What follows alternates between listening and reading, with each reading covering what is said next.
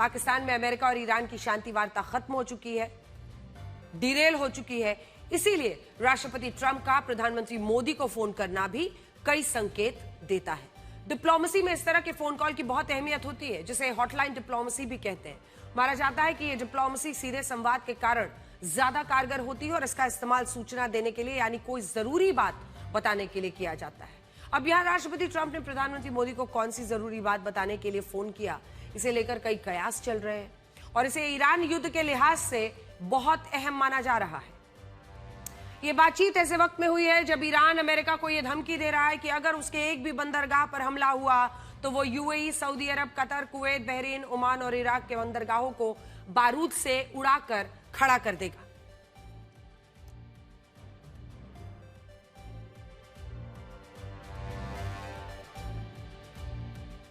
बंदरगाह पर अब पूरी चर्चा चल रही है, तो ऐसे में आज सवाल ये पूछा जाएगा कि क्या परिस्थिति बनती हुई दिखाई दे रही है। अगर आप इन तमाम देशों को देखेंगे तो आज चर्चा इस बात को लेकर है कि भारत क्या इसमें भूमिका निभा सकता है।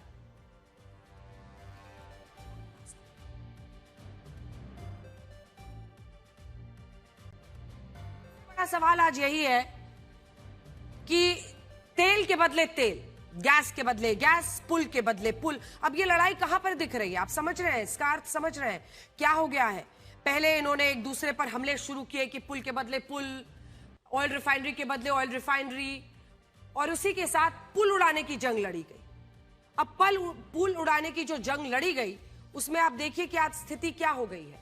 आज ये है कि पोर्ट्स के बदले पोर्ट्स की लड़ाई लड़ी जा रही है और इस लड़ाई ने खाड़ी देशों को एक बार फिर से डरा दिया है, जो इस बात को लेकर चिंतित है कि आखिर वो किस तरह से अपनी स्थिति को संभालेंगे।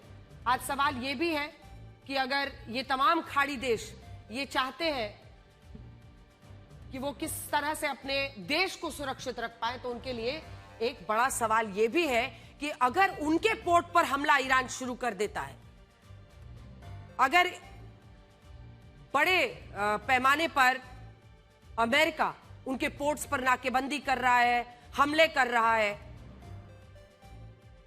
तो ऐसे में आज सवाल यही उठता है कि किस तरह से इसको संभाला जाएगा।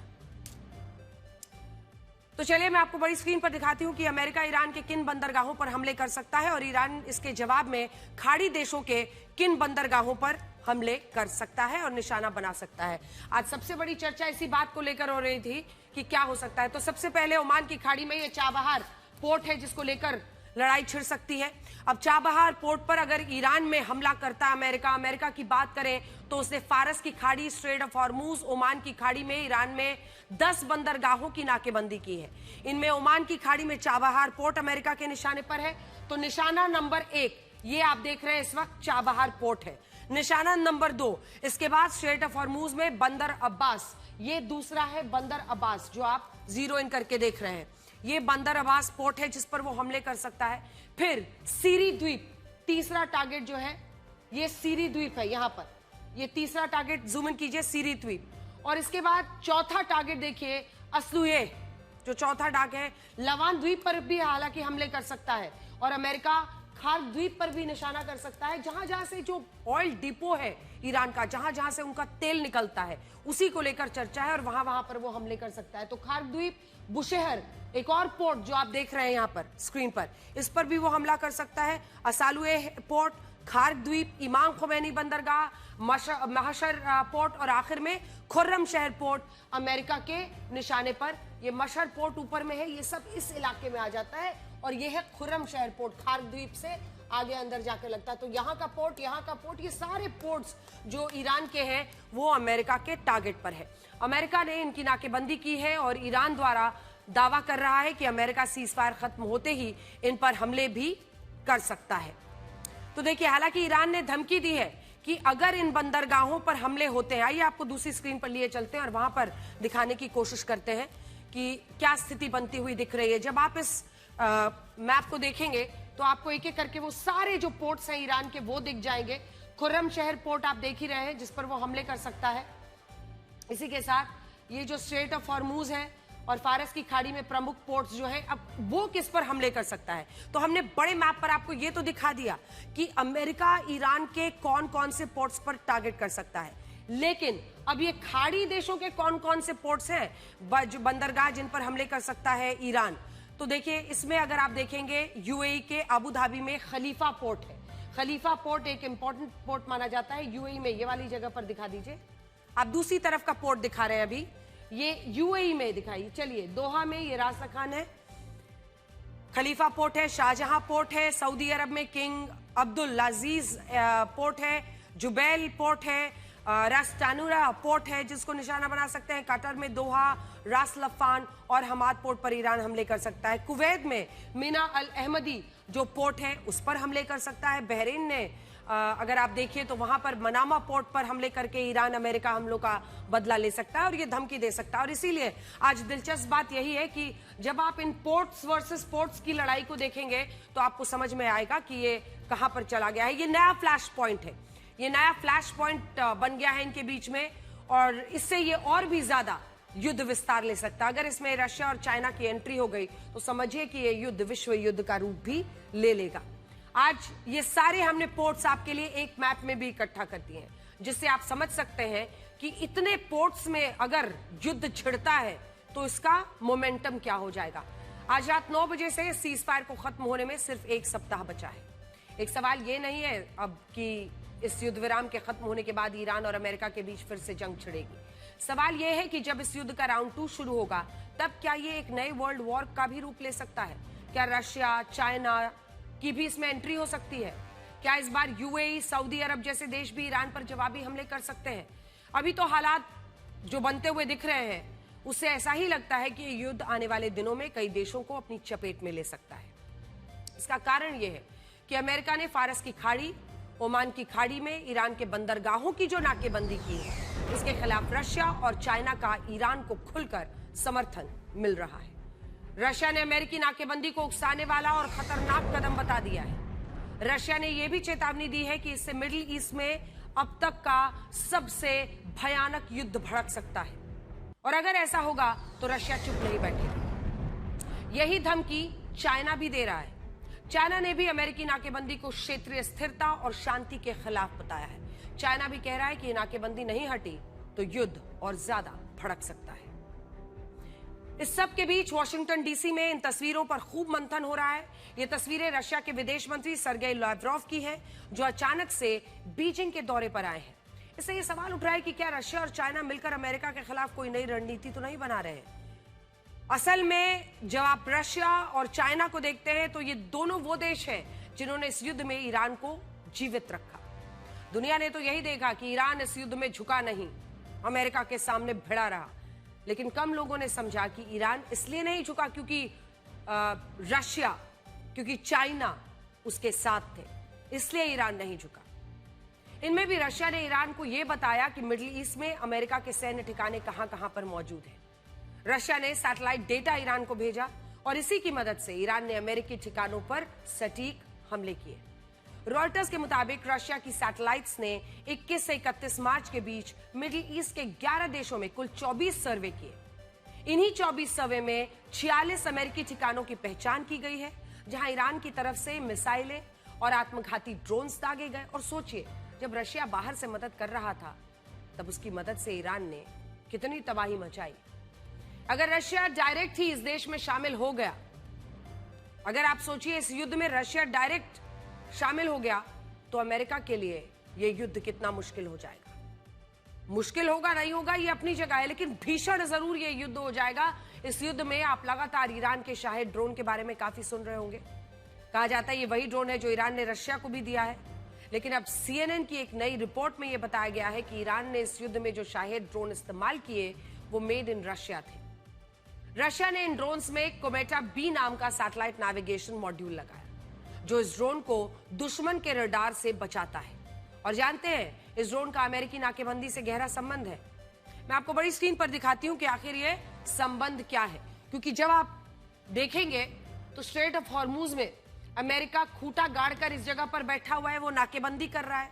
अमेरिका ने स्ट्रेट ऑफ हॉर्मूज के पास इसलिए नाकेबंदी की है क्योंकि वो रशिया और चाइना के उन जहाजों को पकड़ना चाहता है जो ईरान को हथियारों की चोरी छिपे सप्लाई कर रहे हैं। इसीलिए ईरान ने स्ट्रेटेजिक जगह पर, ये देखिए, यहां पर उन्होंने अपना खूंटा गाड़ दिया है, क्योंकि यहां से वो तमाम जहाजों की तलाशी ले रहे हैं, क्योंकि उनको शक है कि चाइना, रशिया हथियारों की चोरी छिपे सप्लाई ईरान को कर रहे हैं। ये जहाज होते तेल और गैस के हैं, लेकिन इन्हीं में हथियार छिपा कर रखे गए होते हैं, ऐसा उसका दावा है। अब अमेरिका यहां इस जगह पर खूंटा गाड़ कर बैठ गया है कि वो ईरान से आने वाले और ईरान जाने वाले जहाजों की तलाशी लेगा और उसे सप्लाई होने वाले हथियारों की ही आपूर्ति को रोक देगा। लेकिन रशिया भी एक बड़ा गेम खेल रहा है, जानते हैं क्या?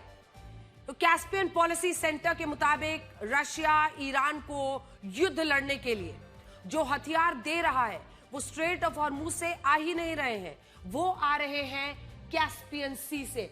और ये कैस्पियन सी सागर का जो रास्ता है वो इस तरफ से है रशिया के जरिए। तो ये समझ लीजिए, ऊपर आपको रशिया दिख रहा होगा, ये है कैस्पियन सी जो डायरेक्टली लिंक करता है रशिया को ईरान से। और ये यहाँ पर अजरबैजान, यहाँ पर तुर्कमेनिस्तान, जिससे आपको थोड़ा आइडिया लग जाएगा कि विश्व के पॉलिटिकल मैप पर ये देश कहाँ है। तो जो अमेरिका सोच रहा है कि यहाँ पर वो ब्लॉकेड कर रहा है और सोच रहा है कि चाइना, यानी चाइना इधर से या किसी तरीके से यहाँ से चाइना और सारे जो है वो नीचे इंडियन ओशन से आते हुए यहाँ से हथियार दे रहे हैं ईरान को, यहाँ पर नाकेबंदी कर रहा है। लेकिन जो जानकारी आ रही है उसके मुताबिक रशिया, जो लाल वाला हिस्सा आप देख रहे हैं, वो कैस्पियन सी से हथियार ईरान को पहुंचा रहा है। तो कैस्पियन सागर में अमेरिका चाहकर भी नहीं पहुंच सकता। कैस्पियन सागर 5 देशों से घिरा हुआ है, रशिया, कजाकिस्तान, तुर्कमेनिस्तान, ईरान और अजरबैजान। अब अमेरिका यहां आ ही नहीं सकता और इसी बात का रशिया और ईरान फायदा उठाते हैं। रशिया इसी रास्ते से ईरान को हथियार भेज रहा है और ईरान भी कह रहा है कि ये सीजफायर जिस दिन खत्म होगा उस दिन वो पूरी ताकत के साथ वापसी करेगा। अब यहां रशिया के बाद आप चाइना के रोल भी देखिए, उसका क्या रोल है, क्योंकि चाइना भी ईरान को इस युद्ध में लगातार हथियार दे रहा है। चाइना ईरान को मिसाइलों के जरूरी पुर्जे, आर्थिक सहायता, anti air missile defence system दे रहा है। इन सिस्टम्स को मैन पैड्स या man portable air defence systems भी कहते हैं, जिन्हें कंधे पर रखकर चलाया जाता है और कम ऊंचाई पर उड़ान भरने वाले लड़ाकू विमानों को यह निशाना बनाता है। रॉयटर्स का दावा है कि चाइना ईरान को शायद ड्रोन की मोटर मिसाइल्स के लिए सॉलिड फ्यूल, रॉकेट लॉन्चर्स के लिए केमिकल्स दे रहा है और ये सारे हथियार शैडो फ्लीट के जहाजों से ईरान भेजे जा रहे हैं और इन्हें ही रोकने के लिए अमेरिका ने यह नाकेबंदी की है। हालांकि चाइना भी आगे से आकर कह रहा है कि अमेरिका ने उसके जहाजों को हाथ भी लगाया तो ये उसके लिए अच्छा नहीं होगा और इसीलिए आज हॉर्मूज पर अमेरिका और चाइना आमने सामने है। इस धमकी से अमेरिका भी इतना डर गया कि आज अमेरिका नाकेबंदी के बाद चाइना का पहला जहाज स्ट्रेट ऑफ हॉर्मूज से गुजरा, लेकिन अमेरिका ने इसे रोका ही नहीं। अमेरिका कह रहा है कि ये जहाज यूएई से आ रहा था, इसीलिए इसे नहीं रोका गया, लेकिन लाइव ट्रैकिंग डेटा से पता चलता है कि ये जहाज यूएई से आ जरूर रहा था, लेकिन ये गुजरा ईरान के द्वीप के पास से था। और ऐसे में सवाल यही उठता है कि क्या अमेरिका चाइना से डर गया और क्या इसी वजह से उसने इसके जहाज को नहीं रोका ताकि ये फुल फ्लेजेड वर्ल्ड वॉर में तब्दील ना हो जाए। द वॉल स्ट्रीट जर्नल का कहना है कि अमेरिका ने अब से कुछ देर पहले अपनी नाकेबंदी को अब इस इलाके में और बढ़ा दिया है, यानी उसने और जहाज लगा दिए ताकि ईरान से आने वाले जहाजों को रोका जा सके। और इससे यूरोप के देशों को डर लग रहा है कि कहीं ये युद्ध विश्व युद्ध का रूप ना ले ले। फ्रांस के राष्ट्रपति ने इसी डर से, इमैनुअल मैक्रोन ने इसी डर से पहले ईरान के राष्ट्रपति मसूद पेजेश्कियान को फोन किया। इसके बाद राष्ट्रपति डोनाल्ड ट्रंप से फोन पर बात की। दोनों देशों से यह कहा कि वो शांति वार्ता को फिर से शुरू करें और सीजफायर खत्म होने से पहले एक समझौते पर सहमति बनाने की कोशिश तो की जाए। यानी फ्रांस को भी लग रहा है कि ये युद्ध और ज्यादा भयानक और भयंकर रूप ले सकता है, जिसकी वजह से राष्ट्रपति इमैनुअल मैक्रोन ने ईरान और अमेरिका से फिर से शांति वार्ता की अपील की है। हालांकि यहां रशिया की तरफ से एक बड़ा प्रस्ताव यह आया है कि वो ईरान का जो यूरेनियम है ना, वो ईरान के यूरेनियम को अपने पास सुरक्षित रखने के लिए तैयार है। देखिए, सारा का सारा मसला यही है कि अमेरिका किसी तरह से चाहता है कि ईरान अपना जो एनरिच्ड यूरेनियम है उसको पूरी तरह से खत्म कर दे। वो कभी कहते हैं हमें सौंप दीजिए, उसे सौंप दीजिए, लेकिन ईरान और रशिया की आपस में अच्छी बनती है। अगर रशिया ये प्रपोजल दे रहा है और ईरान रशिया को अपना न्यूक्लियर जो एनरिच्ड यूरेनियम है वो देने को तैयार हो जाता है, तो क्या एक रास्ता निकलेगा?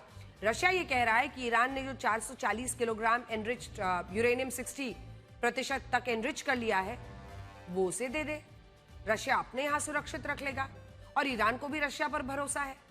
लेकिन अमेरिका और ईरान दोनों ने इस पर कोई प्रतिक्रिया अभी तक नहीं दी है। पश्चिमी मीडिया तो ये कह रहा है कि इसी यूरेनियम के कारण इस्लामाबाद की शांति वार्ता फेल हो गई।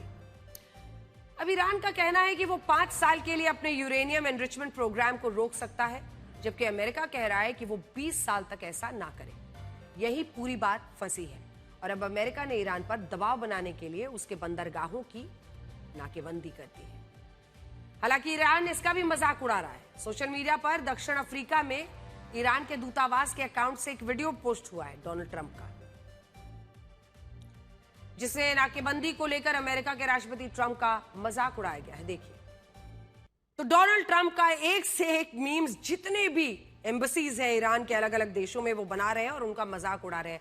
लेकिन मैं आपको ये दिखाती हूं कि स्ट्रेट ऑफ हॉर्मूज में कैसे सन्नाटा पसरा है। सीज फायर से ज्यादा जहाज तो युद्ध के दौरान स्ट्रेट ऑफ हॉर्मूज को पार कर रहे थे। 8 अप्रैल के बाद जहाजों का ट्रैफिक 90% घटा है। सीज फायर के एक हफ्ते में 58 जहाज को हॉर्मूज को पार कर पाए हैं। 670 जहाज अब भी पर्शियन गल्फ में फंसे हैं, जिनमें 329 जहाज तेल और गैस के हैं। 17 करोड़ 20 लाख बैरल कच्चा तेल स्ट्रेट ऑफ हॉर्मूज के बंद होने में फंसा है। 50 बड़े जहाज फंसे हुए हैं, जिनमें 9 जहाज जापान के हैं, 5 जहाज चाइना, साउथ कोरिया और ग्रीस के हैं।